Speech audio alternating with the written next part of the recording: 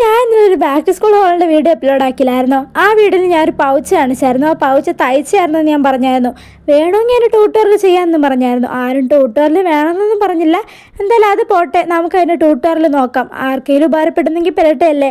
ആദ്യം ഒരു തുണി എടുത്തിട്ട് 9 ഇഞ്ച് അങ്ങോട്ടും 11 ഇഞ്ച് ഇങ്ങോട്ടും ആ രീതിയിൽ നമ്മളൊന്ന് കട്ട് ചെയ്തെടുക്കണം. അതിനുശേഷം സിബ്ബൊന്ന് വെച്ച് കൊടുത്തിട്ട് കാണിക്കുന്ന നമുക്കൊന്ന് തയ്ച്ചു കൊടുക്കണം.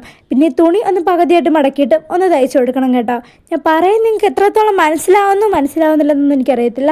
എന്തായാലും നിങ്ങൾക്ക് മനസ്സിലാവുന്നുണ്ടെന്ന് അറിയത്തില്ല. എന്തായാലും നിങ്ങൾ ഈ വീഡിയോയിൽ മാത്രം ശ്രദ്ധിക്കാൻ, ഞാൻ പറയുന്നത് മനസ്സിലാവുന്നില്ലെങ്കിൽ കേട്ടോ. വീഡിയോ ശ്രദ്ധിക്കുമ്പോൾ ഇത് എങ്ങനെ ചെയ്യണം എന്നുള്ള ഐഡിയ നിങ്ങൾക്ക് കിട്ടും എന്നാണ് എനിക്ക് തോന്നുന്നത്. എന്നിട്ട് ഈ സ്റ്റിച്ച് ചെയ്തെടുത്തതിന് ശേഷം നമ്മൾ ഈ കാണിക്കത്തില്ലേ, ഈ കാണിക്കുന്ന കണക്ക് ഒന്ന് മടയിൽ കൊടുത്തതിന് ശേഷം ഒന്ന് സ്റ്റിച്ച് ചെയ്തെടുക്കണം. പിന്നെ സിബിൻ്റെ അവിടെ വരത്തില്ല, സിബിൻ്റെ അവിടെ വരുമ്പോൾ 3-4 പ്രാവശ്യം ഒന്ന് സ്റ്റിച്ച് ചെയ്ത് കൊടുക്കണം കേട്ടോ.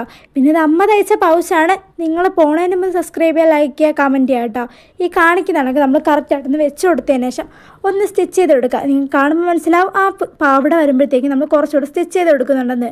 പിന്നെ അതിനുശേഷം നമ്മൾ ആ പൗച്ചിന് അങ്ങോട്ട് വരുമ്പോഴത്തേക്ക് ആ പൗച്ചിൽ ഒന്ന് വരച്ച് കൊടുക്കണം. എന്ന് വെച്ചാൽ 1 ഇഞ്ച് രീതിയിലാണ് വരച്ച് കൊടുക്കേണ്ടത്.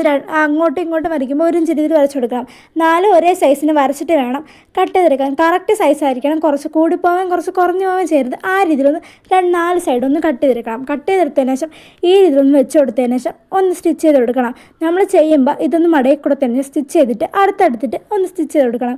എന്ന് വെച്ചാൽ സ്റ്റിച്ച് ചെയ്തതിന് ശേഷം ഓരോന്നോരോന്നായിട്ട് സ്റ്റിച്ച് ചെയ്യുക. പിന്നെ ഇതിൻ്റെ കളർ ഇതിൽ കുറച്ച് മാറിയാണ് എനിക്ക് കാണുന്നതിനൊക്കെ തോന്നിയത്. ഏകദേശം ഗ്രേയും ബ്രൗണും മിക്സ് ആയിട്ടുള്ളൊരു കളറാണ് ഇതിൻ്റെത്. പക്ഷേ ഇതിൽ കാണുമ്പോൾ ഒരു ഗ്രേ കളറാണെങ്കിലേ. പിന്നെ അതിനുശേഷം നമ്മൾ ഈ സിബൊന്ന് തുറക്കുക, അതിനൊന്ന് തിരിച്ച് വെക്കുക. 4 സൈഡും തയ്ച്ചതിന് ശേഷം കേട്ടോ ഒന്ന് തിരിച്ചു കൊടുക്കുക. എന്നാലും എനിക്ക് നല്ലോണം ഈ പൗച്ച് ഇഷ്ടപ്പെട്ടായിരുന്നു.